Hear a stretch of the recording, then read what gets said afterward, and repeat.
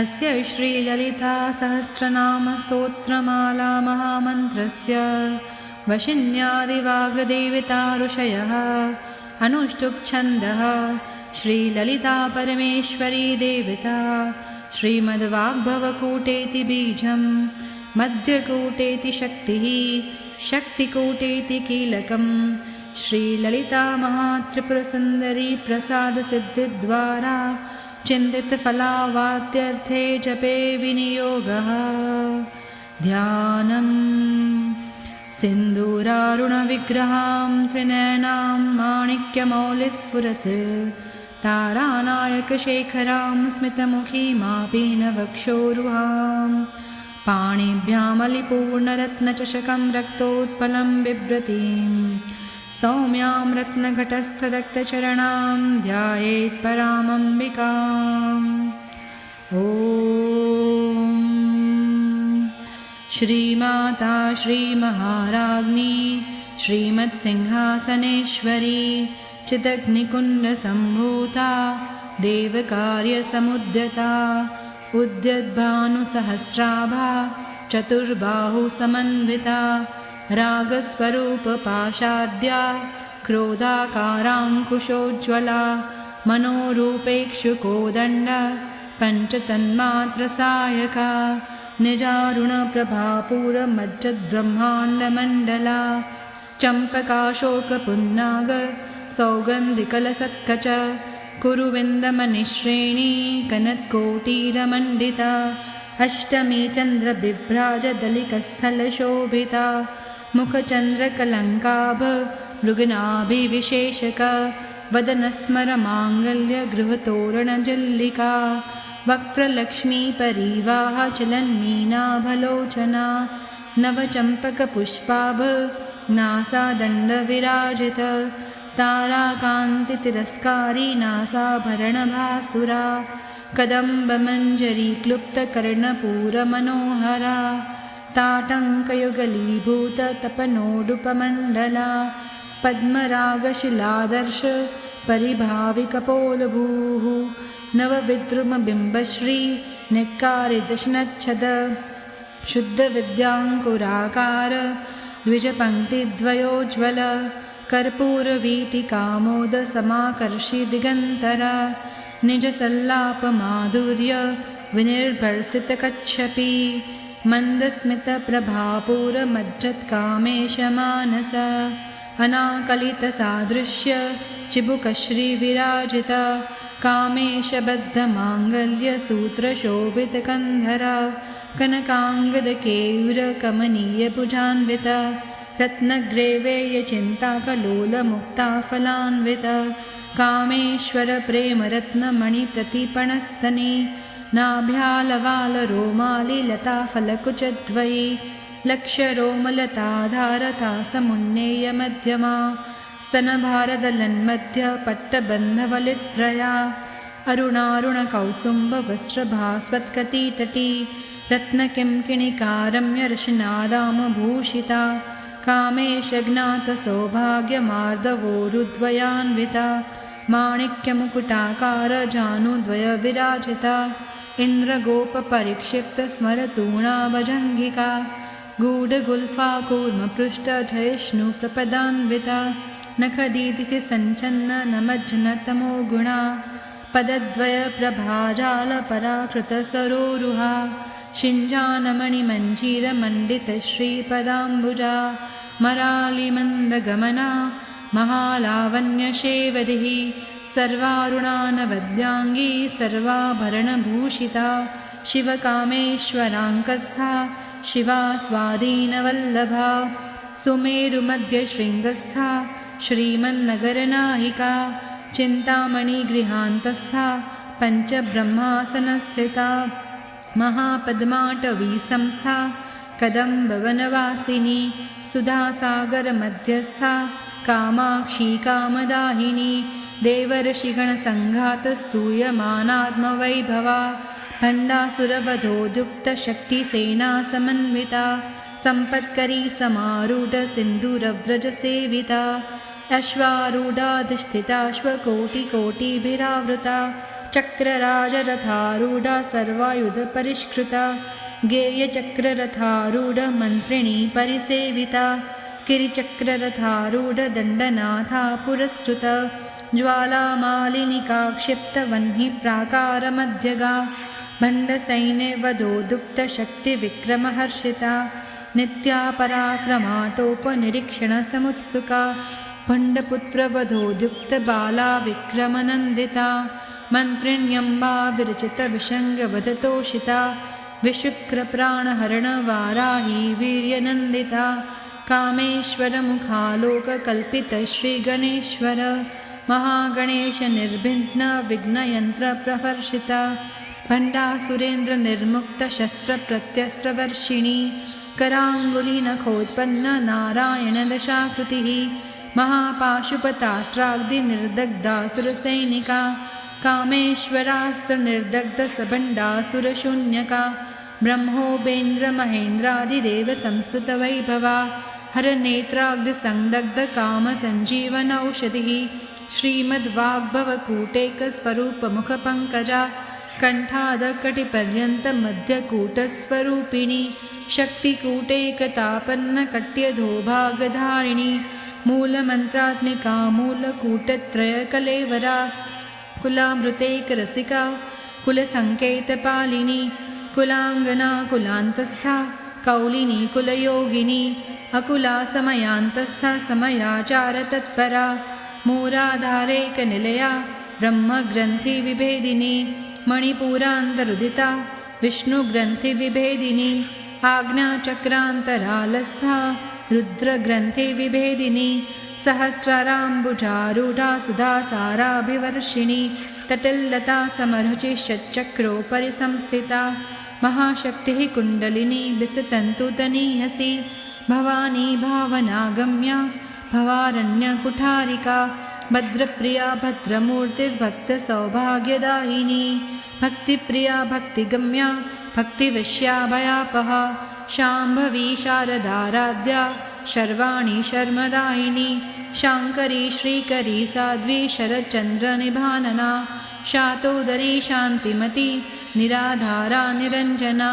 निर्लेपा निर्मला नित्या निराकारा निराकुला निर्गुणा निष्कला शान्ता निष्कामा निरुपप्लवा नित्यमुक्ता निर्विकारा निष्प्रपञ्चा निराश्रया नित्यशुद्धा नित्यबुद्धा निरवद्या निरन्तरा निष्कारणा निष्कलङ्का निरुपाधिर्निरीश्वरा निरागारागमथनी निर्मदा मदनाशिनी निश्चिन्ता निरहङ्कारा निर्मोहा मोहनाशिनी निर्ममा ममताहन्त्री निष्पापा पापनाशिनी निष्क्रोधा क्रोधशमनी निर्लोभा लोभनाशिनी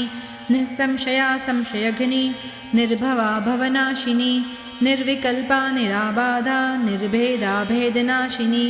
निर्नाशा मृत्युमथनी निष्क्रिया निष्परिग्रहा निस्तुला नीलचिकुरा निरपाया निरत्यया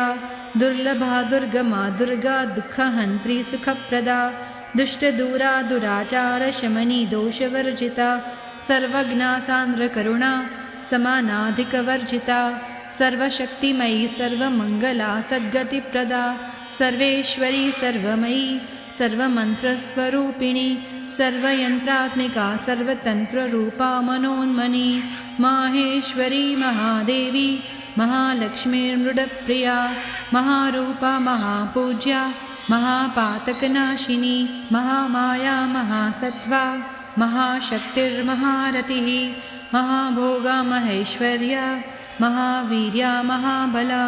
महाबुद्धिर्महासिद्धिर्महायोगेश्वरेश्वरी महातन्त्रा महामन्त्रा महायन्त्रा महासना महायागक्रमाराध्या महाभैरवपूजिता महेश्वर महाकल्प महाताण्डवसाक्षिणी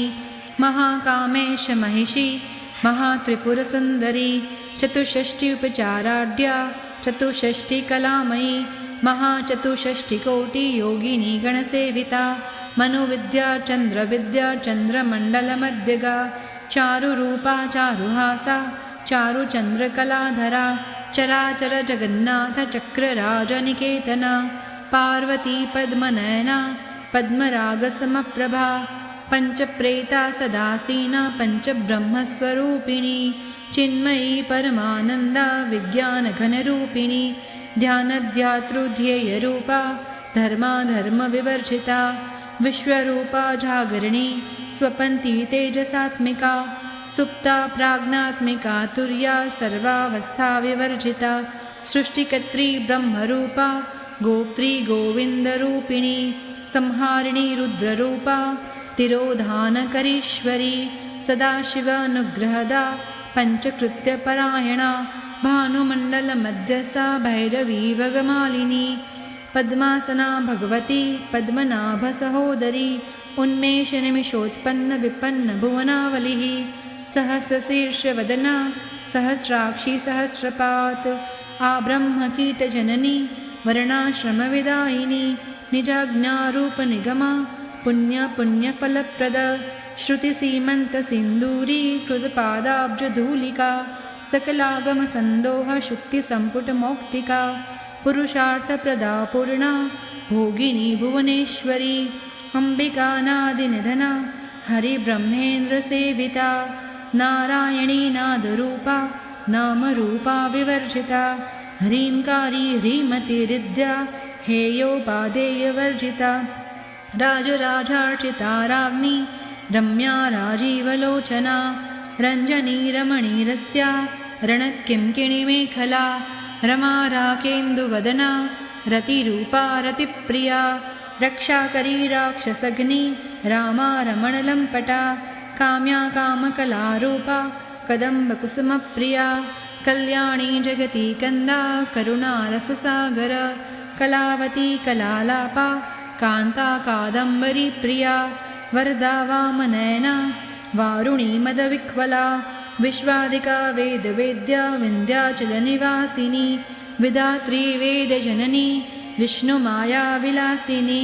क्षेत्रस्वरूपा क्षेत्रेशी क्षेत्रक्षेत्रज्ञपालिनी क्षयवृद्धिविनिर्मुक्ता क्षेत्रपालसमर्चिता विजया विमला वन्द्या वन्दारुजनवत्सला वाग्वादिनी वामकेशी वह्निमण्डलवासिनी भक्तिमत्कल्पलतिका पशुपाशविमोचिनी संहृता शेषपाषण्डा सदाचारप्रवर्तिका तापत्रयाग्निसंतप्तसमाह्लादनचन्द्रिका तरुणी तापसाराध्या तनुमद्या तमोपहा चितिस्तत्पदलक्ष्यार्था चिदेकरसरूपिणी स्वात्मानन्दलवीभूतब्रह्माध्यानन्दसन्ततिः परा प्रत्यक्षितिरूपा पश्यन्ती परदेवता मध्यमा वैखरीरूपा भक्तमानसहंसिका कामेश्वरप्राणनाडी कृतज्ञा कामभूजिता शृङ्गाररससम्पूर्णा जया जालन्धरस्थिता ओड्यानपीठनिलया बिन्दुमण्डलवासिनी रहोयागक्रमाराध्या रहस्तर्पणतर्पिता सद्यः प्रसादिनी विश्वसाक्षिणी साक्षिवर्जिता शरङ्गदेवतायुक्ता षड्गुण्यपरिपूरिता नित्यक्लिन्ना निरुपमा निर्वाणसुखदायिनी नित्या षोडशिकारूपा श्रीकण्ठार्धशरीरिणी प्रभावती प्रभारूपा प्रसीदा परमेश्वरी मूलप्रकृतिरव्यक्ता व्यक्ता व्यक्तस्वरूपिणी व्यापिनी विविधाकार विद्या विद्यास्वरूपिणी महाकामेशनयना कुमुदाह्लादकौमुदी भक्तहार्दतमोभेद भानुमद्भानुसन्ततिः शिवदूती शिवाराध्या शिवमूर्ति शिवङ्करी शिवप्रिया शिवपरा शिष्टेष्टा शिष्टपूजिता अप्रमेय स्वप्रकाशा मनोवाचामगोचरा चिच्शक्तिश्चेतनारूपा षडशक्तिर्जडात्मिका गायत्री व्याहृति सन्ध्या द्विजवृन्दनिषेविता तत्त्वासना तत्त्वमयी पञ्चकोशान्तरस्थिता निःसीममहिमा नित्ययौवना मदशालिनी मदघूर्णितरक्ताक्षी मदपाटलगण्डभूः चन्दनद्रवदिग्धाङ्गी चाम्पेयकुसुमप्रिया कुशला कोमलाकारा कुरुकुल्लाकुलेश्वरी कुलकुण्डालया कौलमार्गतत्परसेविता कुमारगणनाथाम्बा तुष्टिः पुष्टिर्मतिर्धृतिः शान्तिः स्वस्तिमती कान्तिर्नन्दिनी विघ्ननाशिनी तेजोवती त्रिनयना लोलाक्षी कामरूपिणी मालिनी हंसिनी माता मलयाचलवासिनी सुमुखी नलिनी शुभ्रू शोभना सुरनाहिका कालकण्ठी कान्तिमती क्षोभिणी सूक्ष्मरूपिणी वज्रेश्वरी वामदेवी वयोवस्था विवर्जिता सिद्धेश्वरी सिद्धविद्या सिद्धमाता यशस्विनी विशुद्धचक्रनिलया रक्तवर्णा त्रिलोचना खट्वाङ्गादिप्रहरणा वदनेकसमन्विता पायसान्नप्रिया त्वक्स्था पशुलोकभयङ्करी अमृतादिमहाशक्तिसंवृता डाकिनीश्वरी अनाहताब्जनिलया श्यामा भावदनद्वया दंष्ट्रोज्ज्वला क्षमालादिधरा रुधिरसंस्थिता कालरात्र्यादिशक्त्योग्रवृता स्निग्धोदनप्रिया महावीरेन्द्रवरदा राकिन्यम्बा स्वरूपिणी मणिपुराब्जनिलया वदनत्रयसंयुता वज्रादिकायुधोपेता डामर्यादिभिरावृता रक्तवर्णा मांसनिष्ठा गुडान्नप्रीतमानस समस्तभक्तसुखदा लाकिन्यम्बा स्वरूपिणी स्वादिष्ठानाम्बुजगता चतुर्वक्त्रमनोहरा शूलाद्यायुधसम्पन्ना पीतवर्णातिगर्विता मेधोनिष्ठा मधुप्रीता बन्धिन्यादिसमन्विता दध्यन्नासक्तहृदया काकिनीरूपधारिणी मूलाधाराम्बुजारूढा पञ्चवक्त्रास्ति संस्थिता अङ्कुशादिप्रहरणा वरदादिनेसेविता मुद्गोदनासक्तचित्ता साकिन्यम्बा स्वरूपिणी आज्ञाचक्राब्जनिलया शुक्लवर्णा शदानना मज्जा संस्था हंसवती मुख्यशक्तिसमन्विता हरिद्रानैकरसिका हाकिनीरूपधारिणी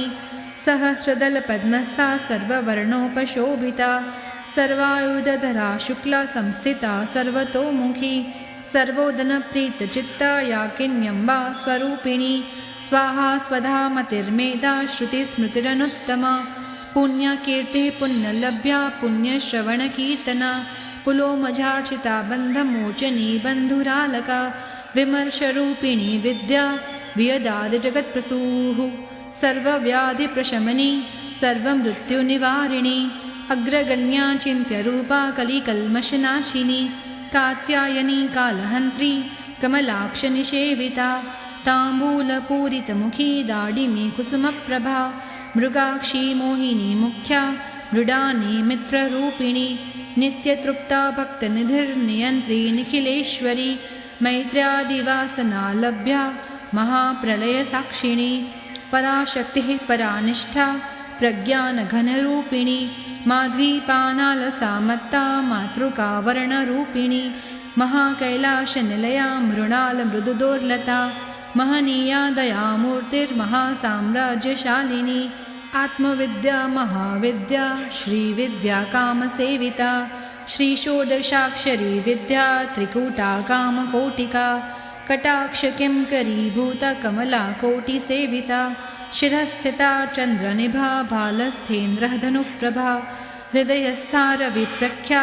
त्रिकोणान्तरदीपिका दाक्षायणी दैत्यहन्त्री दक्षयज्ञविनाशिनी दरान्दोलितदीर्घाक्षी दरहासोज्ज्वलन्मुखी गुरुमूर्तिर्गुणनिधिर्गोमाता गुहजन्मभूः देवेशी दण्डनेतिस्था दहराकाशरूपिणी प्रतिपन्मुख्यराकान्ततिथिमण्डलपूजिता कलात्मिका कलानाथा काव्यालापविनोदिनी सचामर्रमावाणी सव्यदक्षिणसेविता आदिशक्तिरमेयात्मा परमा पावनाकृतिः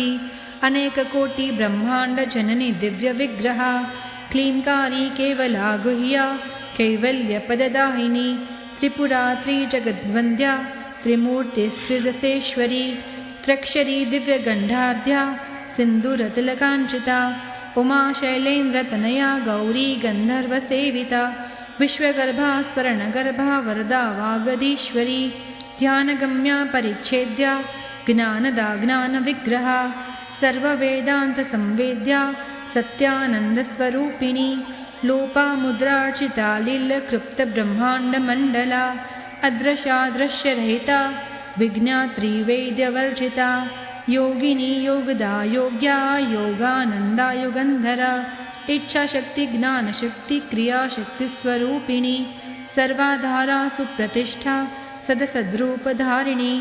अष्टमूर्तिरजाजैत्री लोकयात्राविदाहिनी एकाकिनी भूमरूपा निर्द्वैताद्वैतवर्जिता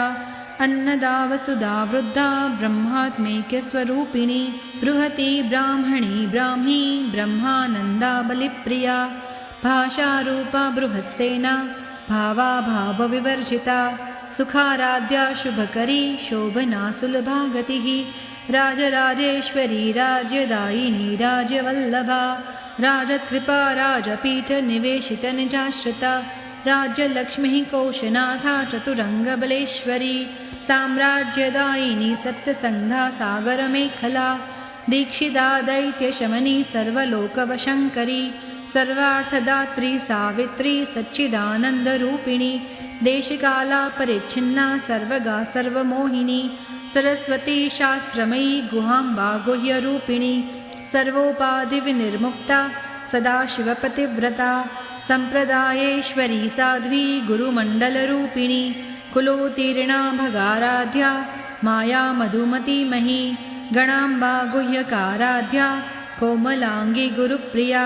स्वतन्त्रा सर्वतन्त्रेशी दक्षिणामूर्तिरूपिणी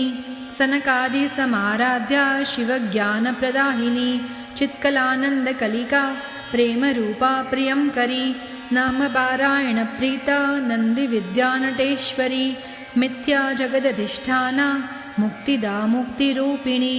लास्यप्रिया लयकरी लज्जारम्भादिवन्दिता भवदा वसुधा वृष्टिः पापारण्यदवानला दौर्भाग्यतूलवातूला चराध्वान्तरविप्रपा भाग्याब्धिचन्द्रिका भक्तचित्तकेकि घना घना रोगपर्वतदम्भोलिर्मृत्युदारुकुठारिका महेश्वरी महाकाली महाग्रासा महाशना अपर्णा चण्डिका चण्डमुण्डासुरनिषूदिनी क्षराक्षरात्मिका सर्वलोकेशी विश्वधारिणी त्रिवर्गदा त्रिसुभगा त्र्यम्बका त्रिगुणात्मिका स्वर्गापवर्गदा शुद्धा जपा पुष्पनिभाकृतिः ओजोवती द्युतिधरा यज्ञरूपा प्रियव्रता